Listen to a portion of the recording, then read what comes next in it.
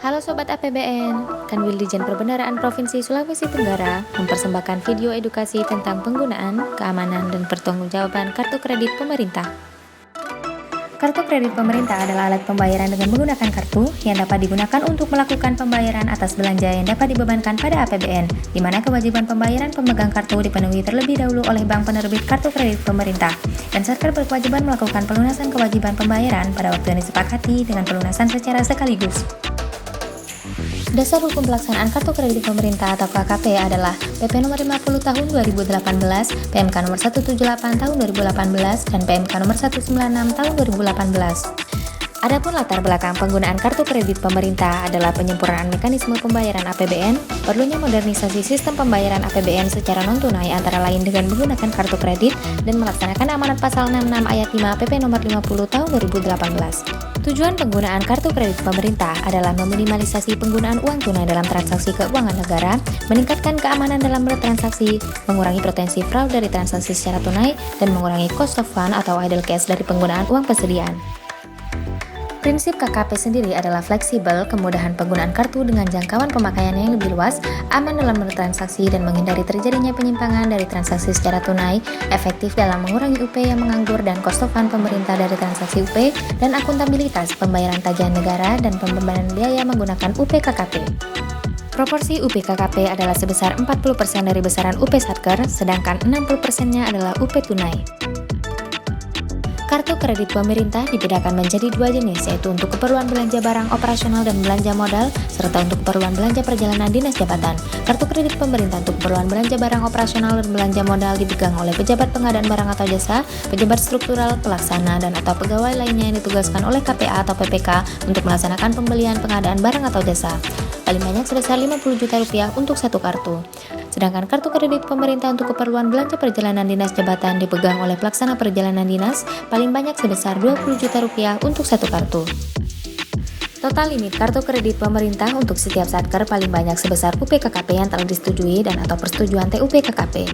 Total besaran UP KKP, penggunaan UP KKP dan atau persetujuan TUP KKP dalam 1 tahun tidak melebihi pagu jenis belanja yang bisa dibayarkan melalui UP KKP. Pagu jenis belanja yang bisa dibayarkan melalui UP KKP adalah paling banyak 40% dari pagu jenis belanja yang bisa dibayarkan melalui UP. Mekanisme penggunaan dan pengujian kartu kredit pemerintah adalah sebagai berikut. Pelaksanaan perjanjian kerjasama atau PKS antara Satker dengan bank penerbit KKP. Selanjutnya, bank menerbitkan kartu kredit pemerintah.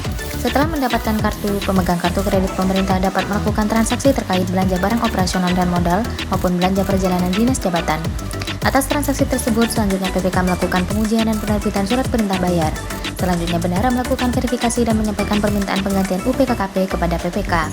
PPK menerbitkan SPP GUP KKP dan PPSPM menerbitkan SPM GUP KKP.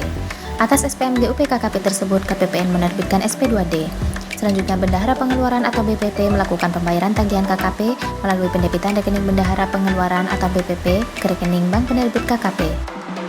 Hal-hal yang harus diperhatikan terkait keamanan dalam penggunaan KKP adalah menggunakan KKP sesuai dengan kewenangannya setelah terlebih dahulu dilakukan aktivasi kartu dan PIN KKP untuk pertama kali. Setelah aktivasi kartu dan PIN selesai dilakukan, status KKP secara otomatis aktif dan siap digunakan. Membubuhi tanda tangan pada kolom tanda tangan yang terdapat pada bagian belakang KKP. Merahasiakan nomor kartu, card verification value, dan masa berlaku KKP. Dilarang memberikan informasi mengenai data diri dan transaksi KKP kepada siapapun. Aktif memeriksa kondisi dan rincian transaksi KKP untuk memastikan tidak terdapat transaksi yang salah secara periodik. Memilih merchant transaksi perdagangan melalui e-commerce yang menyediakan fasilitas keamanan untuk transaksi secara daring. Dalam hal kartu tidak digunakan, misal karena cuti, tugas belajar, dan tidak sedang dinas, dapat mengajukan permohonan penonaktifan kepada administrator KKP dan menyimpan KKP di tempat yang aman dalam hal KKP tidak diperlukan dalam jangka waktu lama. Alur pertanggungjawaban penggunaan KKP. Pemegang KKP mengumpulkan bukti keluaran dan membuat daftar pengeluaran real. PPK melakukan pengujian terhadap bukti dan daftar pengeluaran tersebut, lalu mengesahkan sebagian atau seluruhnya atas pengeluaran tersebut. Kemudian menerbitkan surat penolakan apabila menolak dan menerbitkan SPB apabila disetujui.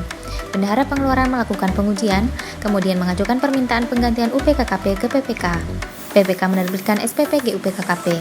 PPSPM melakukan pengujian atas SPP GUP KKP beserta dokumen pendukung, lalu menerbitkan SPM GUP KKP. Atas SPM GUP KKP tersebut, KPPN menerbitkan SP2D. Setelah itu bisa dilakukan pendebitan rekening BP atau BPP untuk pembayaran ke bank dan pungut atau potong atau setor pajak untuk kewajiban perpajakan.